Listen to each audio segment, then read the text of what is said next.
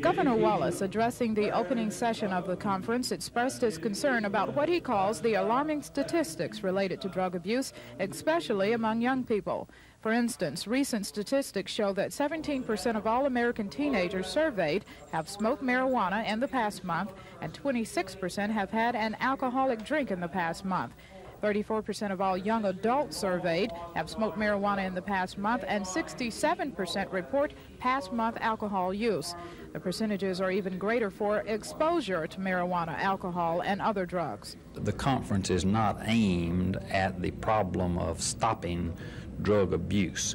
It would be indirectly aimed at that, but we're trying to bring about public awareness and stimulate activities which would be, those activities would be geared toward dealing with the specific problem. And Mr. Wallace says the first conference held last year seems to have had quite an impact in that direction.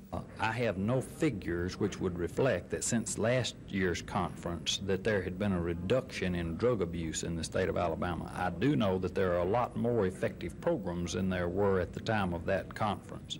The conference, which features drug abuse professionals from both the state and national levels, will continue through Saturday. Lois Russell, WSFA TV News. Here was a young person feeling that enormous peer pressure, that enormous pull. Do not graduate from high school.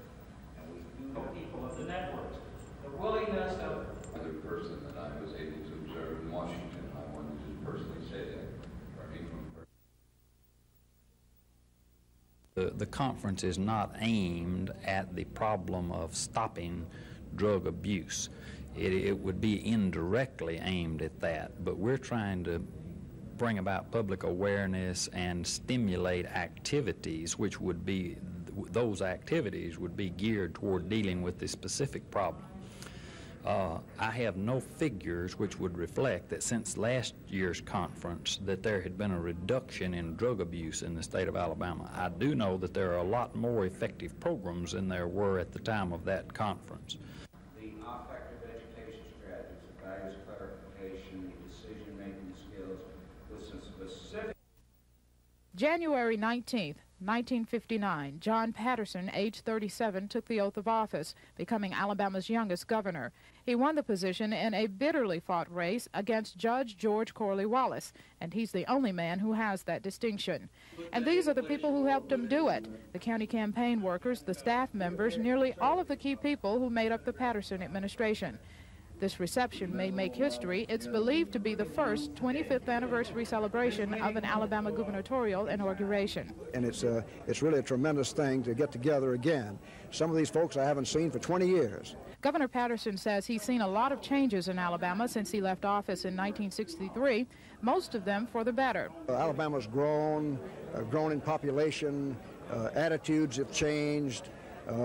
We've made great progress in the field of race relations, for instance. We've improved in every area. And what does the governor say about a possible political future? I have no plans in that regard.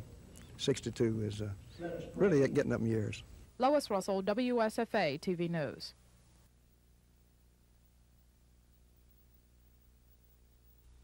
Not only re-signing him, but they went out and got a catcher, Sunbird from Texas. By January 22nd, you must notify the Players Association that you want to participate in this lottery.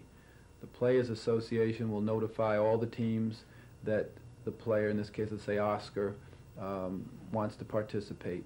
The teams must notify the Commissioner's office if they have any interest.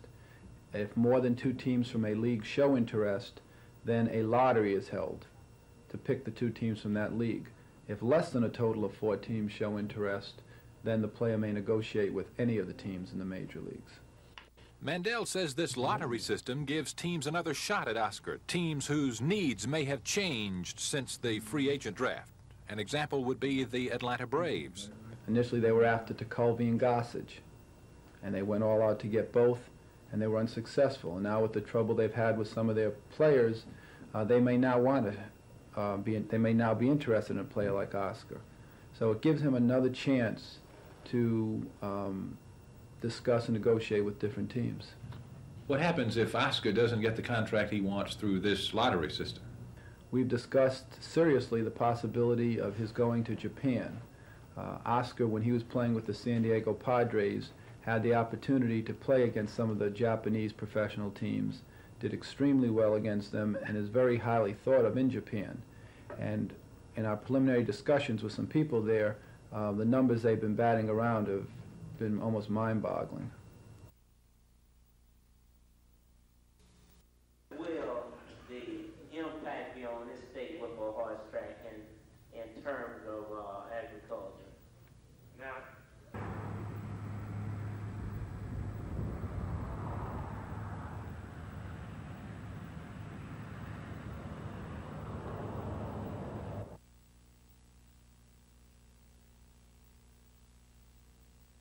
need someone who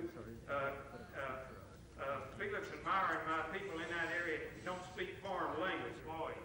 If we compare our department to that in Mississippi and Georgia.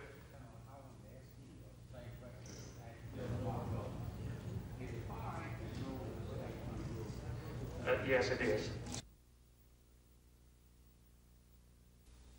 And we have plans to build approximately, or whatever the area will stand, 60 days that would raise sale then for about $4 million on the market. 12 years. I'm sure most of you know that. And I hope you all will give that favorable consideration. They could recoup their investment in 12 years. Now, we are in the process of drawing a bill right now to extend that.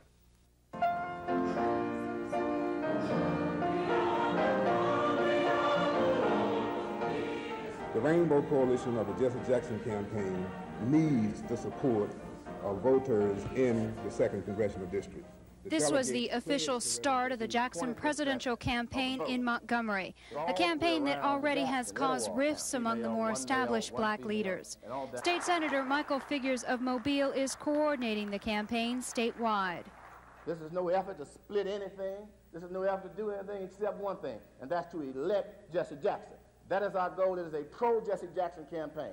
And he whosoever believes that they have the right to determine how we vote on this issue, or how black folks generally should vote on this issue, they need to go and come again, because that's not the way it's going to be. Senator Figures has no patience with those who argue the time isn't right for a black president, or the Reverend Jackson's campaign isn't practical.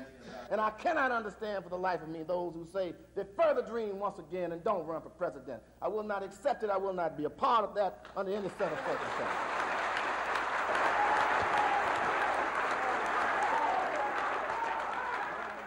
Susan Silvernail, WSFA TV News. Truly professional, well-trained, and it's a pleasure to have this opportunity to reward you today.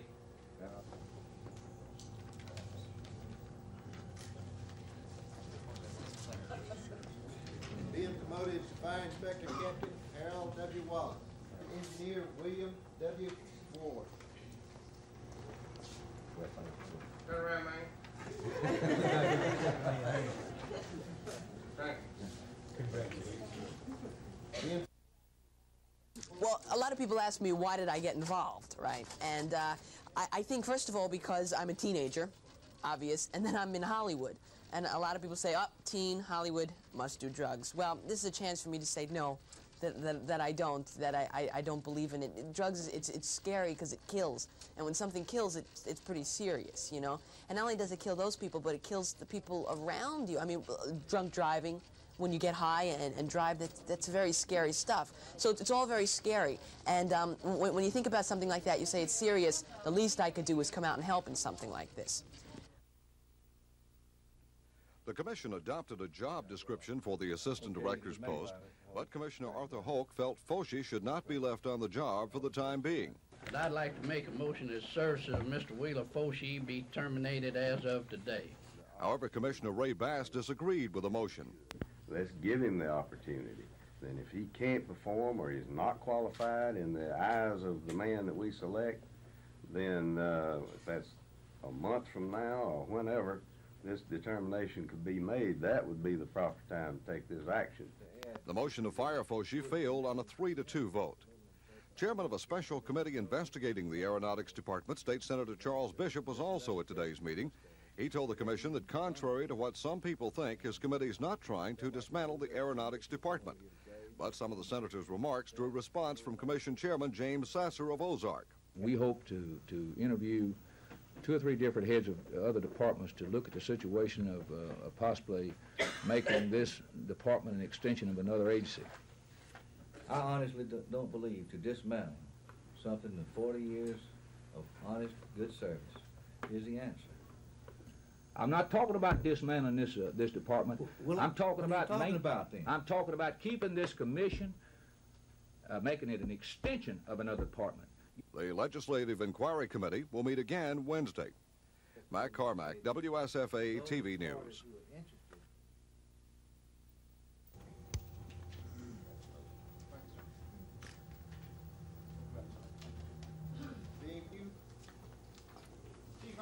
If we could get them paused, reward you today for those efforts. What's next, Chief? Mayor being Willis, Bill Nunn from District 9 being Best anywhere in the world. And it's because of the leadership that we have from the top all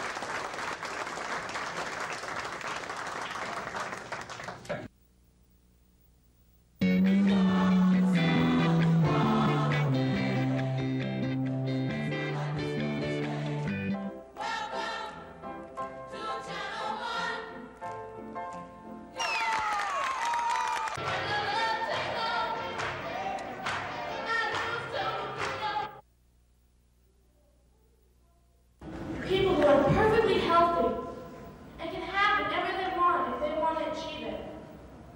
And they're sitting there messing up their lives just to smoke a joint or put a pill down their throat instead of going out and doing something productive for that 1 second it takes to put a pill down your mouth or inhale some smoke.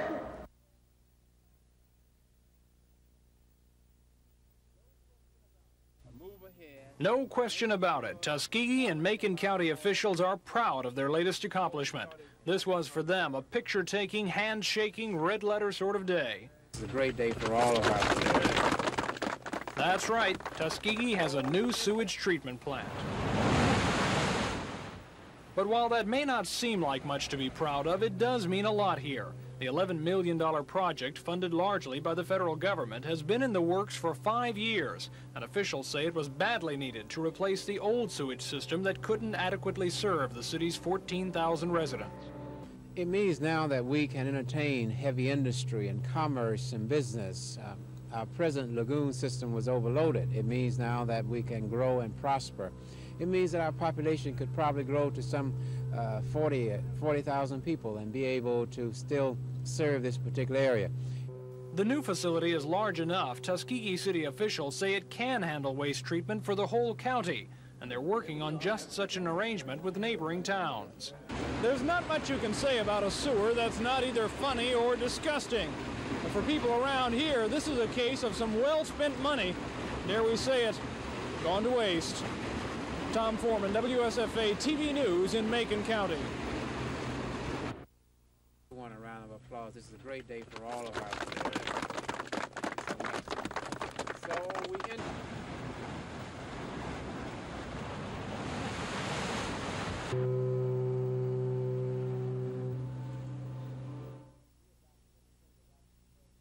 We adopted an affirmative action program requiring that at least 25% of all contracts go to local minority firms.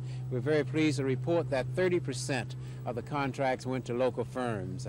This project cost approximately $11 million, and many of those dollars we were able to keep in the Tuskegee community, so that always helps the local tax base. The city began preliminary work today to start removing the canopies on Dexter Avenue. Full-scale removal is scheduled for later this month. A group of a dozen merchants who have businesses under the canopies banded together to announce they'll fight City Hall over the issue. Represented by attorney Julian McPhillips, merchants say they'll have to take it on the chin economically if the structures are removed. People are just not going to come downtown and run the risk of being rained on are being burned up by the summer sun, as they will be if the concrete canopies are removed. Merchants say so far 2,000 of their customers have signed petitions against the canopy removal, and all but 2 businesses on the affected 2 blocks of Dexter Avenue want the structures to stay. However, Jack Doan of Downtown Unlimited says that 75% of the property owners and the majority of the businesses told him they wanted the canopies to go.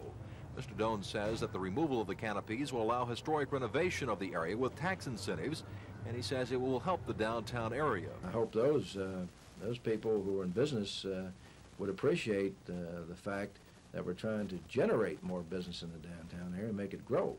Several of the merchants at today's meeting said that they were misled by Downtown Unlimited. There's not any definite plans of rebuilding the canopies. We're not a member of the National Historic, Register of Historic Places. The trolley car's not here and the parking places aren't here. Only thing that is going to be happening now is our canopies are going to be torn down. Mr. Doan says he did not mislead anyone and projects in 3 to 5 years the Dexter Avenue section can be revitalized like Lower Commerce Street. So for now, this group of merchants is asking the city to stop the destruction of the canopies at least until Monday, until they can get their suit filed in federal court. Todd Phelps, WSFA TV News.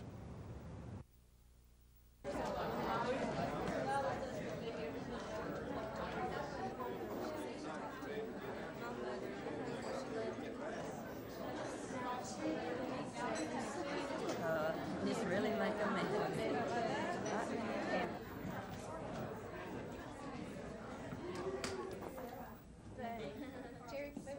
Y'all move in. Everybody move in. Stay still.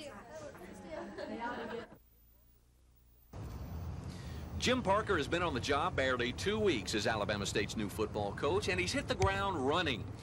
And well, he should. Parker has a massive chore ahead of him. He must rebuild the Hornet program back to respectability with inferior facilities, poor equipment, and a lack of funds. But this man gives you the idea he will get the job done. He says he has a commitment from the administration, plus his own burning desire to make ASU competitive in Division I AA. Certainly Alabama State can compete with the Tennessee State, the Grambling, the Alcorns, etc. All of the things that will be necessary to have a first-class program are the things that this administration has committed to do. And I have absolutely no doubt in my mind that this commitment is solid. Much has been said about Parker's previous tenure at ASU. He was Hornet head coach from 73 through 77, posting a less than impressive 10-22 record.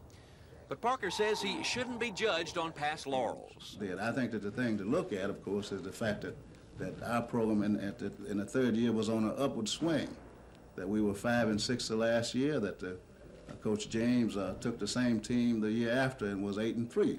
I think that is the thing to look at. Since leaving Bama State, Parker has spent time assisting at Florida, Cincinnati, and Alabama A&M. He says this experience will help his second time around at Alabama State. Parker also says he will bring in his own coaching staff and might retain some of the current assistants. But his top priority right now is recruiting, and that's where he was headed late this afternoon. Rick Pons, WSFA TV Sports, Alabama State.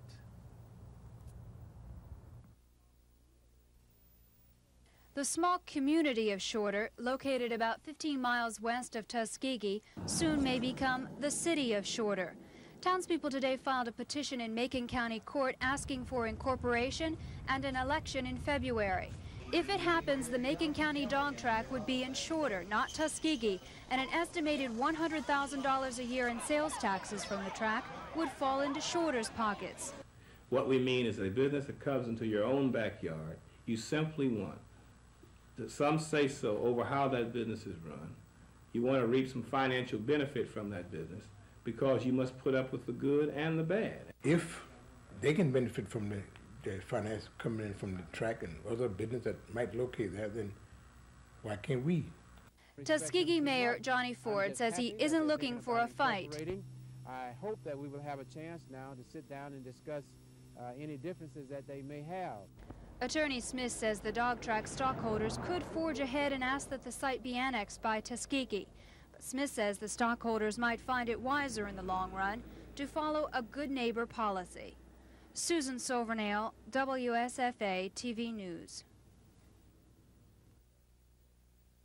Well, I feel good about this club in general. I think they're better. I think they're working hard. I think they have the potential to be a good club down the line. We're still very inconsistent, and we're still not ready to be playing at the level that we are, possibly, but this is a very talented team that could be very good later.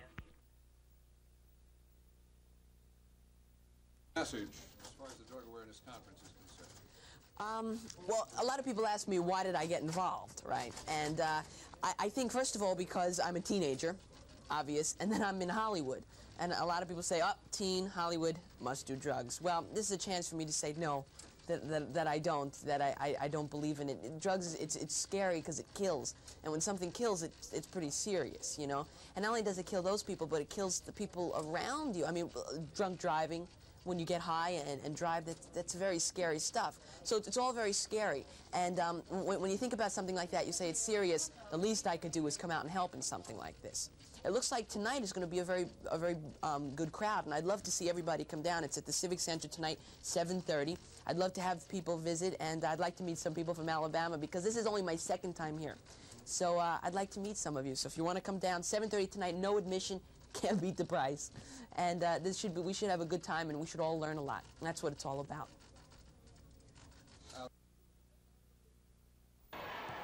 It was a good battle of big men tonight. Andre Bruce of Carver against Arthur Mitchell of Jeff Davis. Bruce with a nice block on Mitchell there.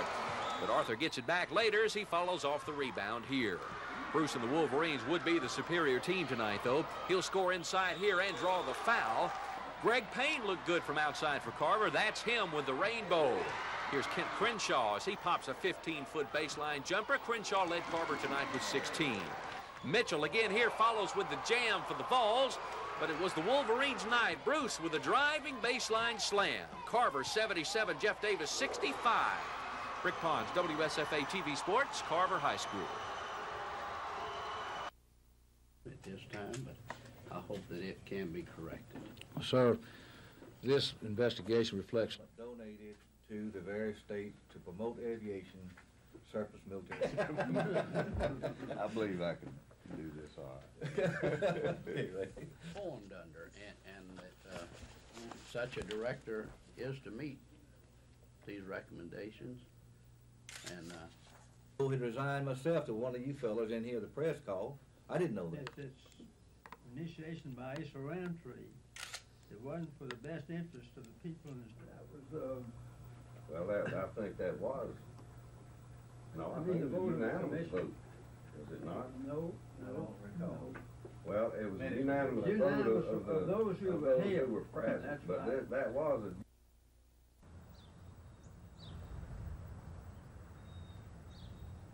I don't hear it.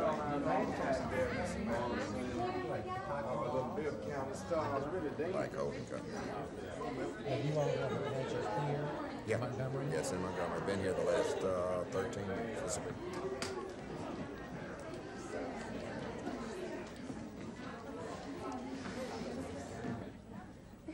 You go to the side. Hey, I'm good at this. Yeah, all right.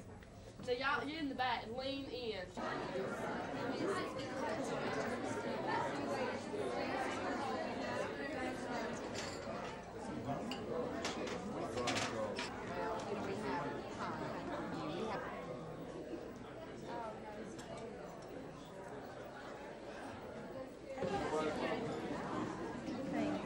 Just make mine count while I'm spilling.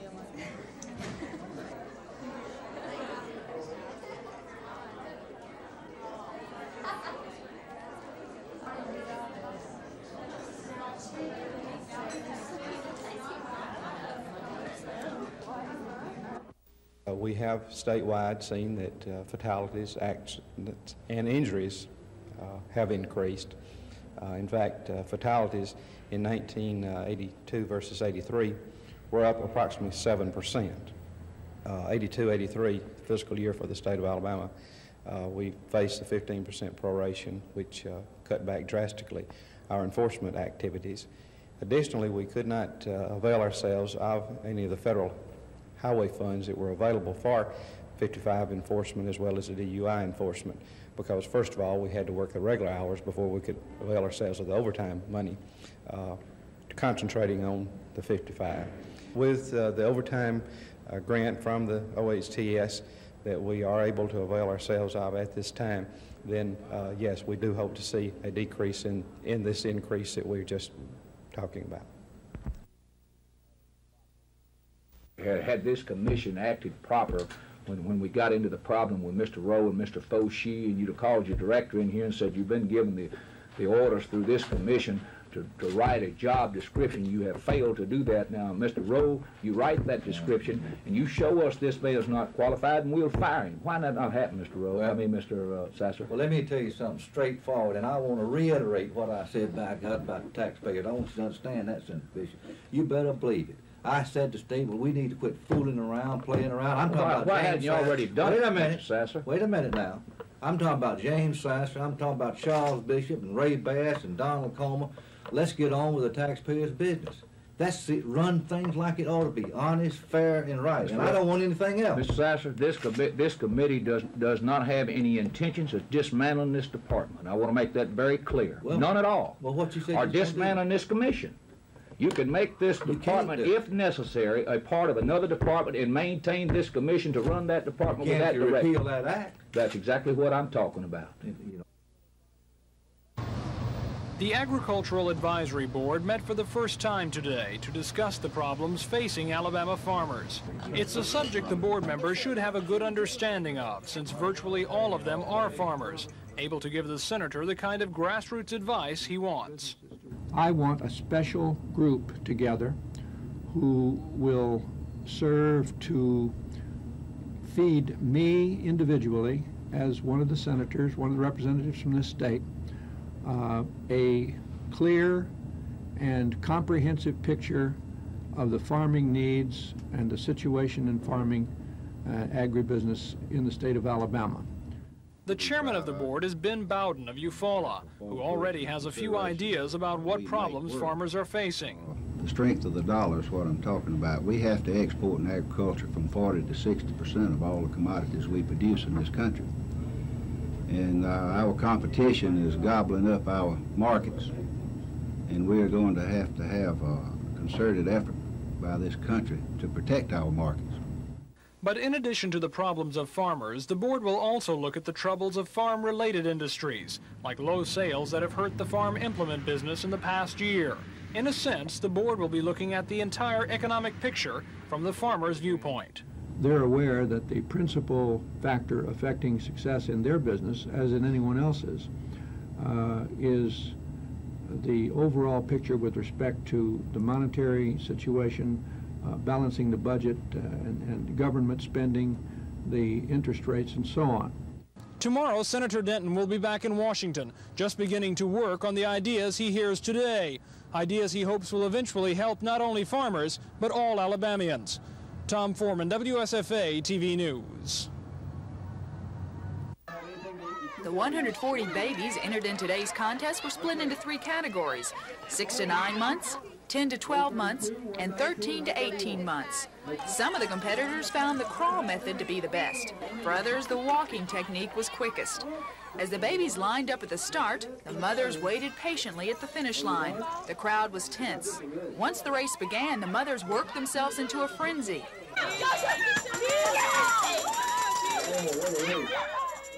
Jiggling keys or whatever to give their child that extra edge.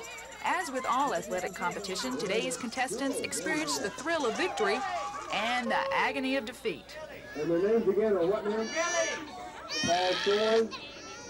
The $140 raised by today's Parisian-sponsored race will be donated to the Neonatal Center at Baptist Medical Center so that prematurely born babies will have a better chance in their battle for survival.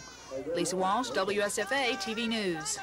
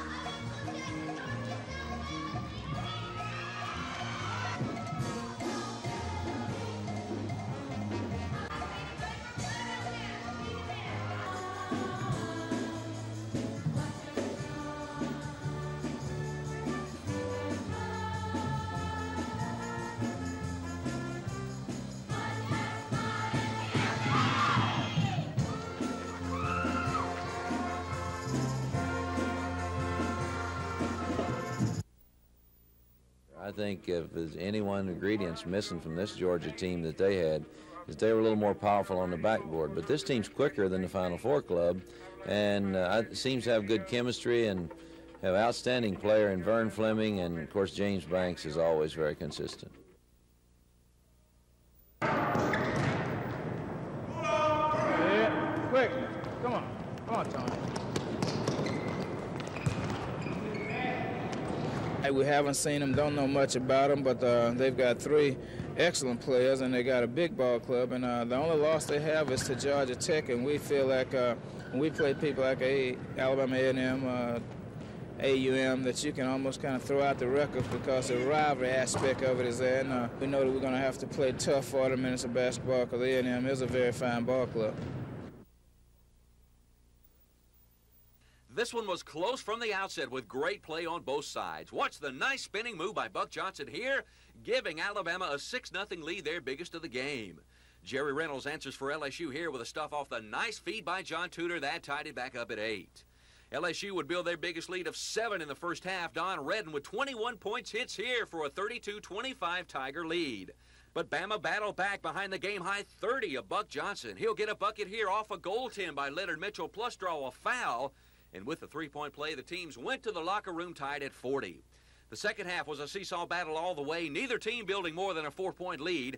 Leading LSU with 23 was Reynolds, 2 there with a jumper off the break. Terry Williams got hot for the Tide, pouring in 23, most from long range like that one in the corner. But as it came down the stretch, LSU did it when they had to. Reynolds goes inside here over Terry Williams. That put the Tigers ahead to stay at 81-79 with 58 seconds left. Buck Johnson later answered with a 3-point play off the spinning move here to bring the Tide back within 1. But when Derek Taylor bagged 2 crucial free throws with 7 seconds remaining, it was all but over. Eric Richardson's layup at the buzzer made the final. LSU 85, Alabama 84. The Tigers improved to 4-2 in the SEC. Bama drops to 3-4. I hope the Washington Redskins beat the LA Reds in the Super Bowl.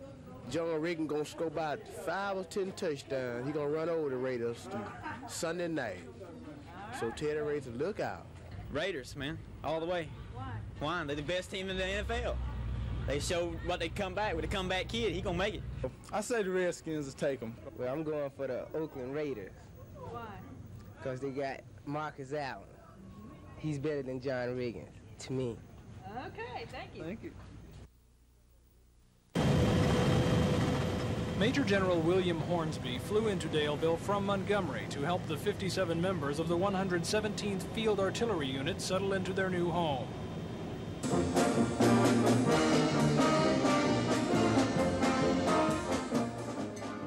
This was a housewarming party, so to speak, a chance for the people of Daleville to welcome the Guard into town, and a chance for the General to show how much their support means to the Guard. And I can tell from the spirit of the people here today that patriotism is well in Daleville, and it makes me proud that we were able to bring a unit here, and I know that we made the right decision in doing that.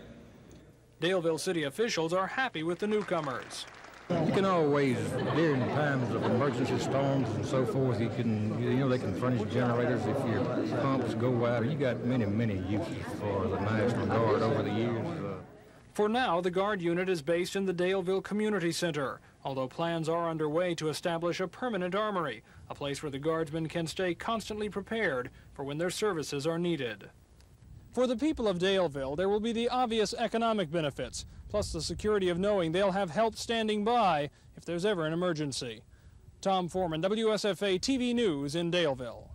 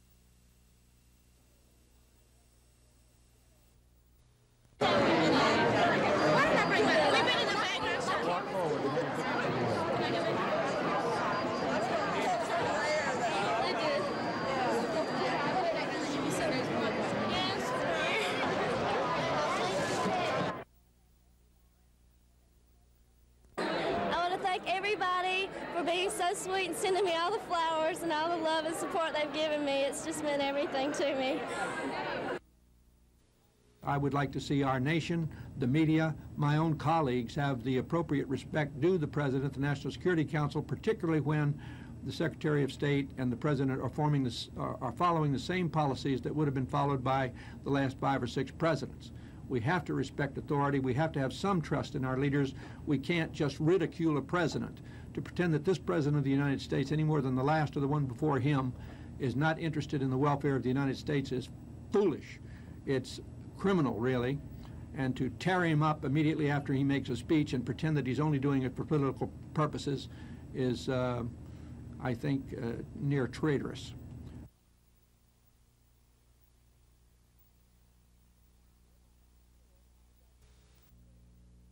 Reverend Mac Ford of New Bethany Baptist Church in Louisiana has purchased this property on Lee County Highway 26 for his boarding school for boys. But the move to Lee County will not be an easy one. After an uproar from Lee County residents, each of the 5 Lee County commissioners voiced opposition to the school, including probate judge and commission chairman Hal Smith, who believes Reverend Ford has misled the people of Lee County. He's also said that if the people didn't want him, then he would sell out for what he had in the property, and the deed on its face says that he paid $26,880 for the property. Then he asked $38,000, saying that he had made some improvements.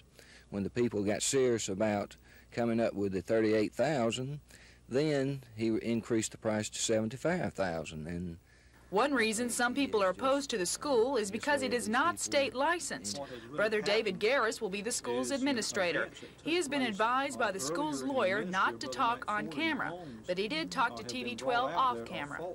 Brother Garris says the reason he has not applied for a license, state or otherwise, is because the New Bethany Baptist Church believes in the separation of church and state. But he says the organization plans to obey all local health and fire codes and will allow local officials to check the building. Many people in Lee County are opposed to the school because of the restrictions which will be put on the teenage boys.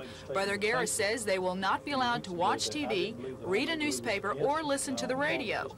But the pastor of a fundamentalist Baptist church in Opelika agrees with that philosophy.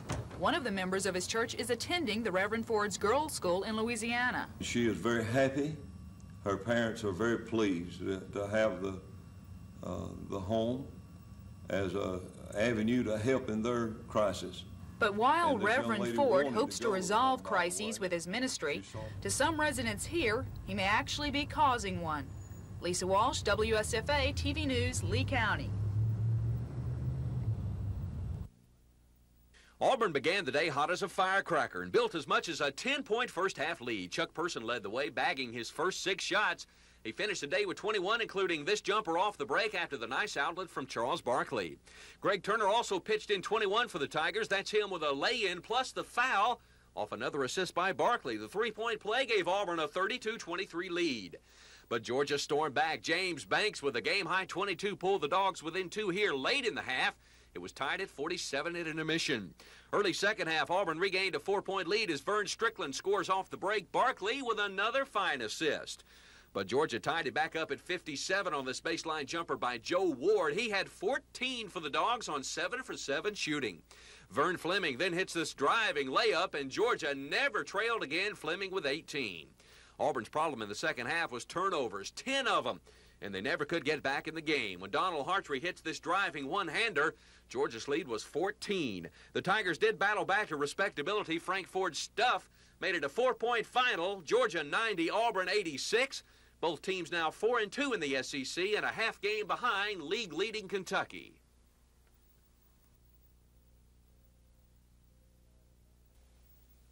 Capacity crowd of 72,920 jammed Tampa Stadium for Super Bowl 18, and this one was a rout. First quarter, there's no score. Washington in white. Jeff Hayes' punt is blocked by the Raiders' number 31, Derek Jensen. It will be Jensen who eventually recovers the ball in the end zone. The Raiders take a 7-0 lead.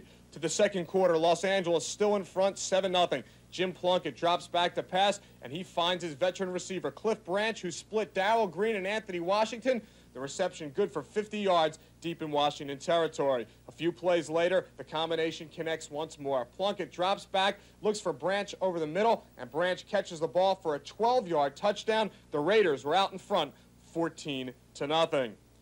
The Redskins finally got on the board in the second quarter when Mark Mosley made good on this 24-yard field goal, cutting the Los Angeles lead to 14-3. But with just 12 seconds left in the first half, Joe Theismann back to pass, looks for Joe Washington, but Theismann is picked off by Jack Squirick. He goes in 5 yards for the touchdown. The Los Angeles Raiders were in front at the half, 21-3. To the third quarter, Washington still trailing 21-3. Theismann gives the ball to John Riggins, and number 44 dives over from the 1. However, Mark Mosley missed the extra point. Los Angeles still led 21-9. Later in the quarter, Plunkett gives the ball to Marcus Allen. Allen goes in 5 yards for a touchdown. The Raiders in front 28-9. Last year's Super Bowl most valuable player, John Riggins, had a rough day. He was held to 64 yards. Here on 4th and 1, Rod Martin comes up with a big play and denies Washington a first down. And on the very next play, Plunkett will give to Marcus Allen. Allen goes left, reverses his field, and Marcus Allen is off to the races. Allen rushed for a Super Bowl record 191 yards. He was the most valuable player of this game. This 74-yard touchdown put the Raiders ahead 35-9. The Los Angeles Raiders defeat the Washington Redskins 38-9, capturing Super Bowl 18. I'm Michael Stone for NBC News.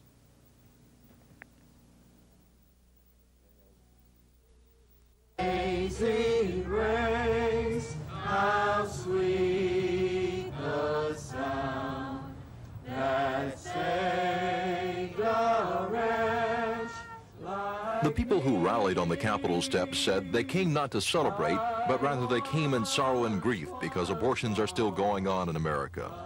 Organizers felt the rally was important to show their unity, especially in the light of setbacks they received in the Supreme Court and Congress in the past year. And we rise like a giant pro-life phoenix with single-minded effort to assure constitutional protection without exception for all preborn babies, their mothers and fathers. Reverend Falcioni likened abortion to murder and compared what is happening in America to the Holocaust in Nazi Germany. We're the authority.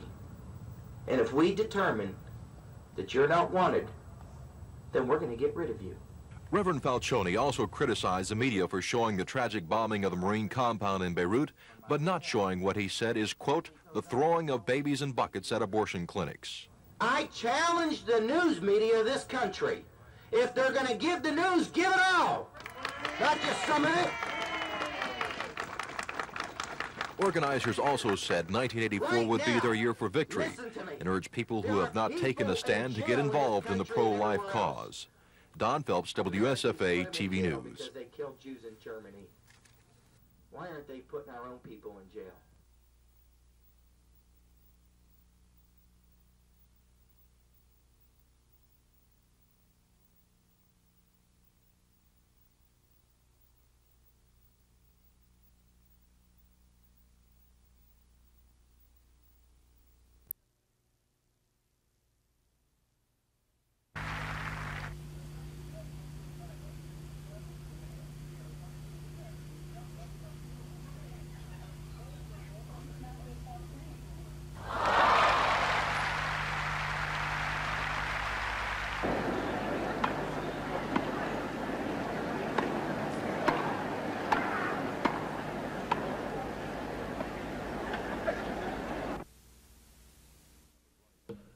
Number 25 Pentecostals running 31 seconds. Family of Russian Pentecostals arrives in Israel